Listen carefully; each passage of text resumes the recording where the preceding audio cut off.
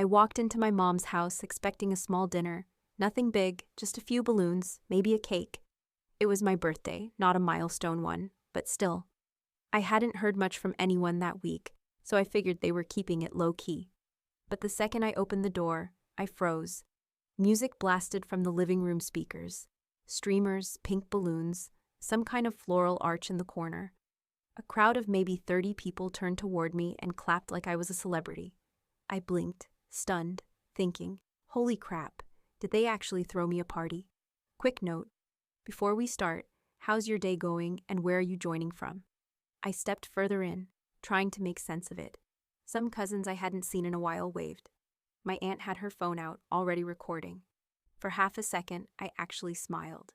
Then I saw the banner, big glittery letters across the wall. Congrats, Jenna. I stopped in my tracks. My heart dropped so fast I thought I might puke. People kept clapping like nothing was off. Then my sister Jenna walked in from the hallway, wearing this long white sundress like she was getting married, hand resting dramatically on her tiny baby bump. Everyone turned to her, phones up, cheering. She flipped her hair over one shoulder, struck a pose, then started blowing kisses while someone handed her a mocktail in a champagne flute. I stood there holding the bottle of wine I brought, stupidly thinking it was for my birthday dinner. I made my way to the kitchen, weaving past coworkers of hers I didn't even recognize. My mom stood by the island arranging cupcakes on a 3-tier stand, humming like she hadn't just detonated a bomb in the middle of my chest. I asked, calm as I could, "Did you mean to throw Jenna's baby shower on my birthday?" She didn't even look up. "We're combining the celebrations. Everyone's busy this time of year." I just stared at her. "You didn't tell me." She finally looked up then, all fake innocent. "Well, you don't usually like being the center of attention," I wanted to scream. Instead, I just turned around and walked back into the noise. I barely made it 3 steps into the living room before Jenna spotted me. She strutted over, waving her phone like she was still mid-selfie. "Oh my God, you made it," she said, fake surprised. Then leaned in and kissed the air next to my cheek. "Hope it's okay we kinda share the party? We figured it'd be more efficient." Efficient. Like she was consolidating trash pickup, not hijacking my birthday. She didn't wait for me to answer. She was already mid-sentence again. "Oh, and we used your old card. It was just easier since it was already saved with the planner and stuff." I blinked. "What card?" "You know, that debit card you used for that HelloFresh thing." Mom had the info already. "It was just for convenience," she said, like I should thank her for it.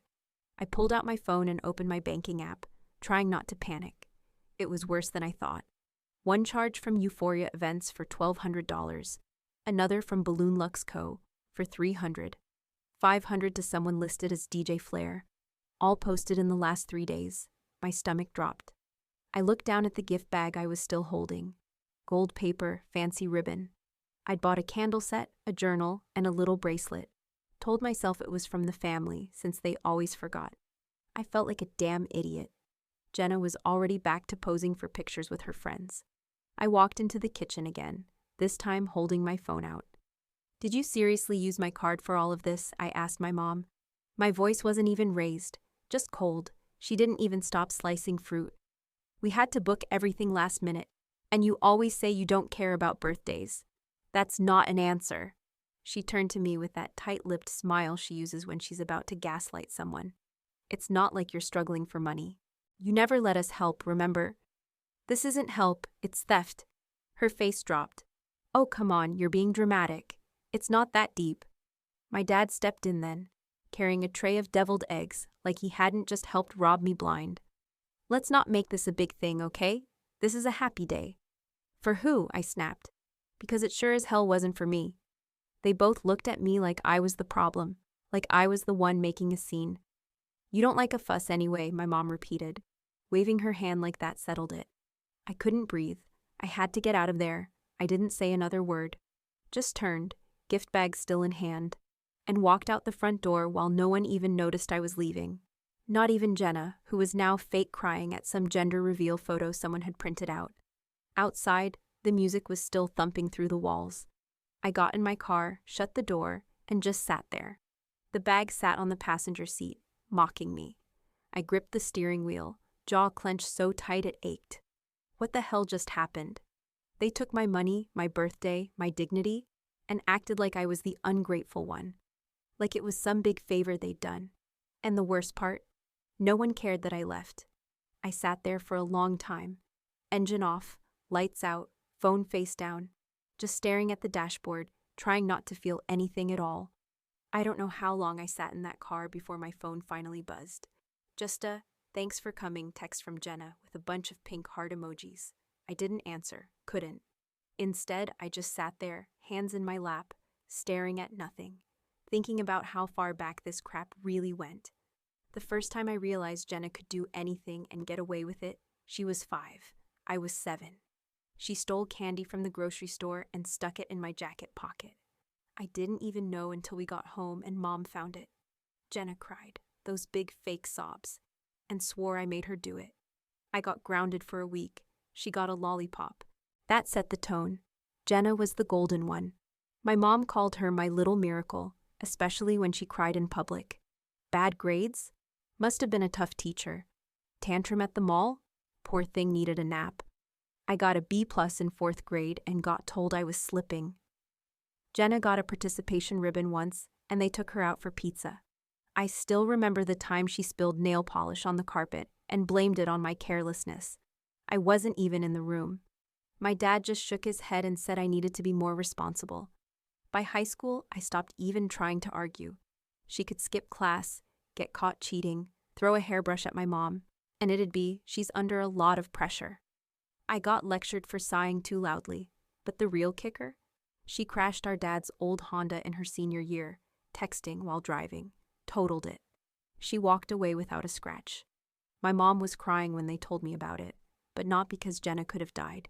No, she was upset Jenna had been through so much lately. They bought her a newer car the same month, said it was to help her feel safe again. Meanwhile, I was paying my way through community college, working nights at a grocery store and weekends at a daycare.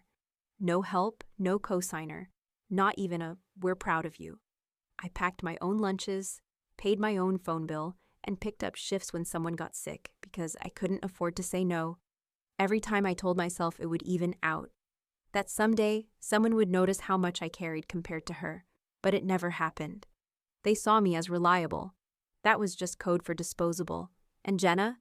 She could burn the house down and they'd hand her a lighter for the next one. Sitting there in the car, it all started stacking in my head. But the one memory that hit hardest was that phone call from Jenna. It was just after 11 at night, maybe a year ago. I was already in bed when she called. Sobbing so hard I thought someone had died. I picked up thinking it was an emergency. She said she needed $2,000. Said it was for an urgent medical procedure she didn't want to explain over the phone. "I'm scared," she kept saying. "Please don't tell Mom. I can't deal with her right now." I didn't ask questions, didn't hesitate. I wired the money from my savings while she was still crying.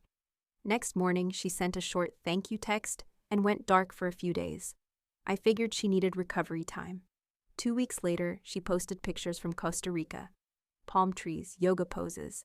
One of her getting a seaweed wrap at some high-end spa tagged as Soul Renewal Retreat. The caption was something like, "Healing takes courage, and I'm finally choosing me." I stared at those photos for a long time. Thought maybe she'd gone after the procedure to recover. Maybe someone else paid for it. No, I knew better. I called her that night. Didn't even bother with pleasantries. "What happened to the medical emergency?" I asked. She acted confused at first. "What do you mean? The money I sent you, $2,000, remember?" "Oh, that." She laughed. Actually laughed. "God, you make everything sound so clinical." It was a health thing, mental health. I needed that trip. It was a reset. "You said it was for a procedure." "It was," she snapped. "A spiritual one. You're being really negative right now." "Negative?" I said. "I drained my savings for you." "You don't understand mental wellness," she shot back. "You've always been so rigid. Just because you suppress your emotions doesn't mean I should." I hung up before I said something I couldn't take back. Tried talking to my parents the next day. Thought maybe they'd see reason. All I got from my mom was, "She's fragile, just let it go." My dad chimed in with, "You know how emotional Jenna gets. She's going through a lot." "I'm going through a lot," I said. I gave her my emergency fund. She lied. "You've always been the strong one," my mom said, like that was supposed to comfort me. That was the moment something clicked. I wasn't the strong one. I was the easy one, the fallback, the one they expected to clean up the mess and stay quiet about it. So I stopped. I changed every password, canceled every shared account, unlinked every card, removed myself from the family Netflix, cut access wherever I could. No announcement, no explanation, just quiet exits. And the sick thing? Nobody noticed. The next morning, I dug through everything. I remembered that old debit card was still linked to a family meal delivery subscription, one we all used before I moved out. I'd meant to cancel it after the mental health scam, but forgot. I logged in, checked payment history, and there it was. A fresh charge from the same weekend as the combined celebration. Clicked through. There it was again, same last 4 digits, still billing to my name. That's when I got curious. I searched my email for any leftover alerts or notifications. Found 3, all recent. One was an invoice from Euphoria Events, with Jenna's full name, her email address, her phone number, my card. Another was from a balloon vendor confirming her finalized vision and thanking her for payment. The third was a confirmation for a DJ booking under the title Jenna's Baby Bash. All of it, tied to me. Then came the text. I'd forgotten all about it. From 3 months back. Jenna. "You're not going to be weird about your B-day, right? I kind of want that weekend for my shower lol." I never answered it. At the time, I thought it was a joke. Now it read like a confession.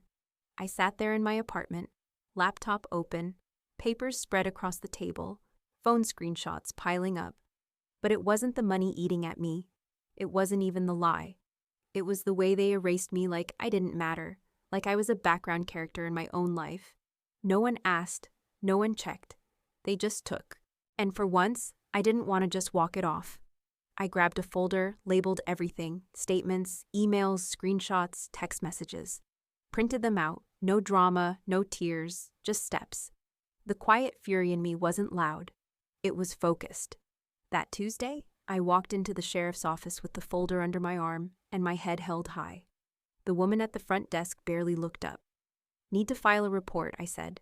"About what?" "Financial fraud. Family." She blinked, then handed me a form. "You got evidence?" I opened the folder and laid it out across the desk. "Plenty."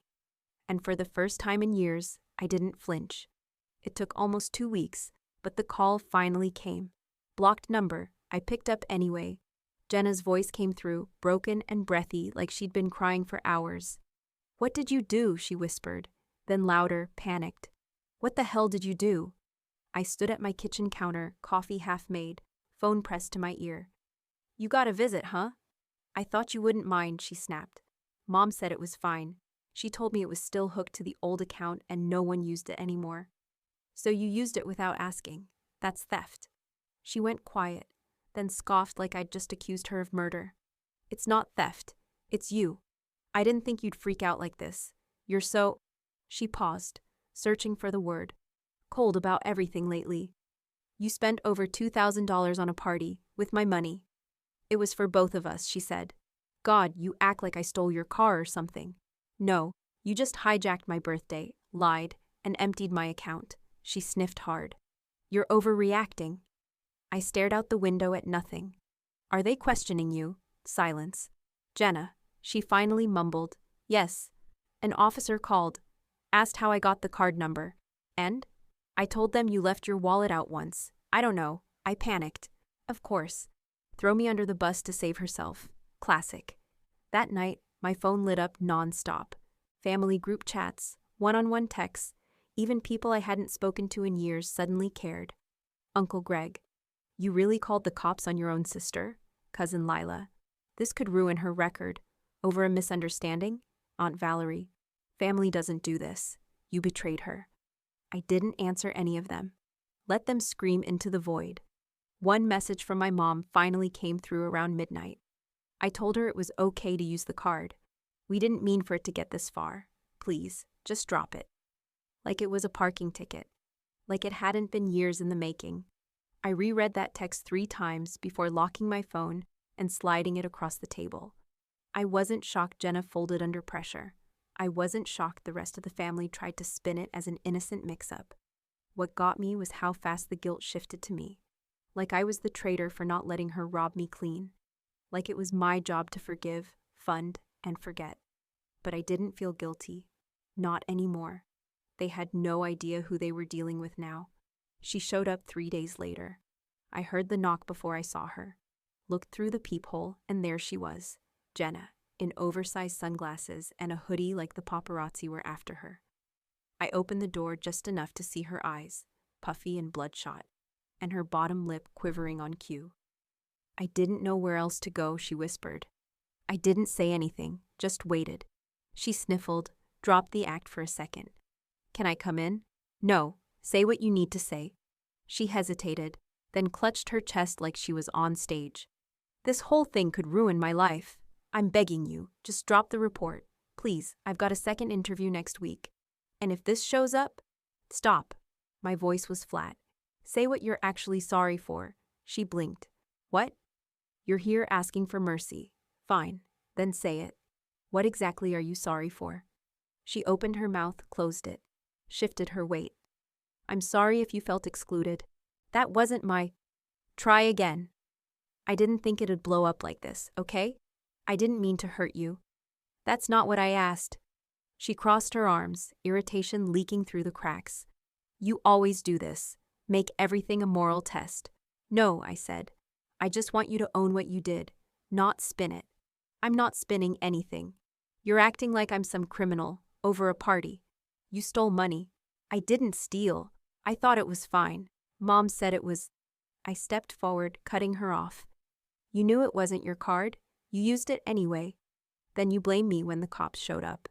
And now you're here, not because you care, but because you're scared it's finally catching up to you. Her face twisted. You're just bitter. Maybe. This is about more than the party. You've always hated that I get more attention. Admit it. You're jealous.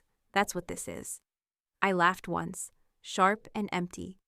Right, of course. I'm jealous of the human disaster. She stormed past that. You think this makes you better than me? You think playing victim gets you points? I shook my head. No, Jenna. I think for once, someone's telling you no, and you don't know how to handle it. You're doing this out of spite, she snapped. I'm doing this because I'm done cleaning up your messes. I'm done being your fallback plan. She stared at me, breathing hard, like she expected me to take it back. I didn't. I stepped back, hand on the door. She was still in mid-sentence when I closed it in her face. And the second the latch clicked, I felt something I hadn't in years. Relief. 2 days after I shut the door on Jenna, my mom showed up at my office. Not a call, not a text. She just walked right in, straight past the front desk, like she had business there. I saw her before she saw me, standing by the break room, arms crossed, eyes locked in like she was ready for war. Seriously, I said, stepping into the hallway. You couldn't call first. I needed to see you, she said, voice tight. Privately, I led her to an empty conference room. Closed the door behind us. She didn't even sit down. What are you doing to this family? Protecting myself. By destroying Jenna's career, she snapped. Do you know how this could look? She's applying for jobs. She had a second interview lined up. Then maybe she shouldn't have committed fraud. Her mouth dropped open like I'd slapped her. Don't throw around words like that. She didn't mean to do anything wrong. She used my card, lied about it, then blamed me when it backfired. She thought you wouldn't mind. We all did. That's the problem, I said. You all think I don't mind. She started pacing. You don't get it. Family doesn't turn on each other like this. You grew up in this house. We fed you, clothed you. I held up a hand. Stop. What? You want to talk about what I got as a kid? Fine. Now let's talk about what I've paid for as an adult. Rent, groceries, utilities, emergency dental bill. Yours, by the way. That root canal? You couldn't afford it. I covered it. She went quiet. I never asked to be repaid, I said. But I damn sure didn't sign up to be stolen from. Again. She shook her head, backing toward the door. I don't know who you've become. I finally learned how to say no. She left without another word. 2 days later, Jenna posted some cryptic crap on Instagram. Black and white photo of her on a bench, face turned away from the camera. Caption: the saddest thing about betrayal is that it never comes from your enemies. Tagged every relative we had. My phone lit up like a Christmas tree. Again. Cousins asking what was going on. An aunt asking if I really went after her legally. My dad left a voicemail saying we needed to talk like adults. I didn't reply to any of it. Then, like she hadn't done enough damage, Jenna tried to pull the last lever she had, my job. She sent an email to my boss, posed as a concerned friend, said I was emotionally unstable and might be taking out personal issues in the workplace, claimed I'd been acting erratic and taking questionable actions toward loved ones. My boss called me in within the hour. He closed the door, sat me down, and said, "You've got some interesting fans." He slid his laptop over. I read the email, didn't even flinch. "That your sister?" he asked. "Yeah. She's not subtle." I looked him in the eye. "If that email affects my standing here, I'll resign today." He shook his head. "It doesn't. It's trash.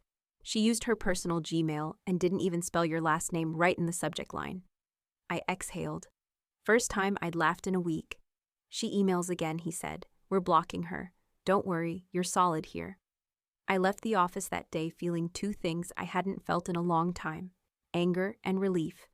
I wasn't burning bridges. I was torching the ones they kept dragging me across. It didn't take long after the HR stunt for the police to wrap things up. Jenna got offered a diversion deal. Best case scenario. No charges on her record, no jail time, no courtroom drama. All she had to do was admit guilt, repay the money, do some community service, and take a basic finance course. Most people would have jumped on it, not Jenna. She told the detective she didn't want anything official tied to her name, said the words financial misconduct could hurt her brand.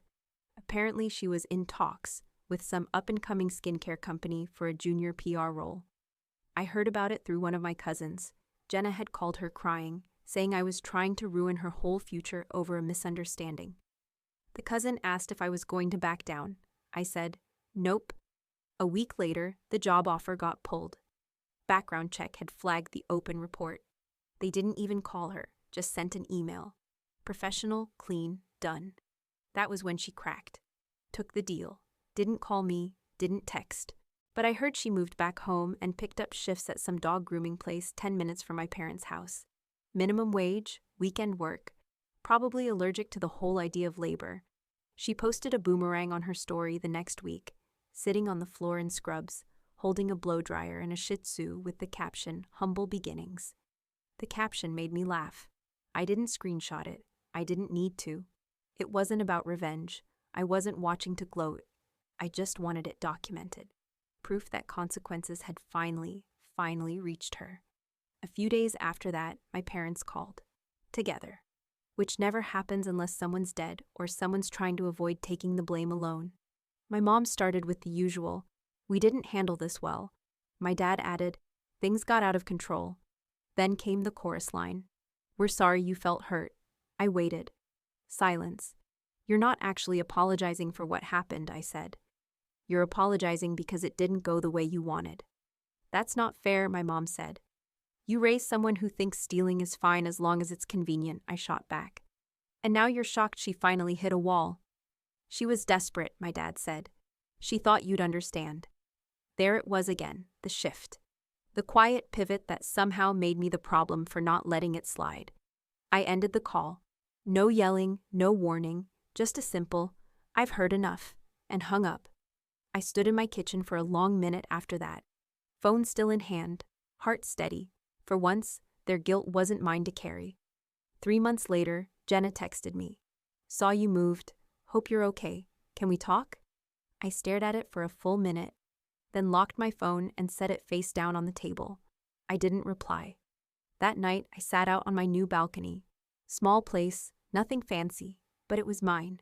Tea in hand, feet up on the rail, the city buzzing below like a white noise machine I never knew I needed. The anger was gone. It had burned itself out weeks ago. I didn't feel rage or sadness or some cinematic swell of regret. I just felt done. It creeps in sometimes, those little flashes of doubt. Maybe I went too far. Maybe I should have let it go. Maybe I should have answered that text and had one more conversation. But then I remember all the other times I did let it go. The gaslighting, the guilt trips, the silence after every sacrifice I made for a family that only reached out when they needed something. No one showed up when I struggled. No one texted me when I was the one who needed help. They only noticed when I finally stopped being useful. I wasn't the villain in this story. I didn't set the fire. I just stopped running in with the hose every time they struck a match. So yeah, maybe it was harsh, but it was finally fair. What do you think? Too far or just far enough? Drop your answer in the comments. And don't forget to like and subscribe if this story hit home.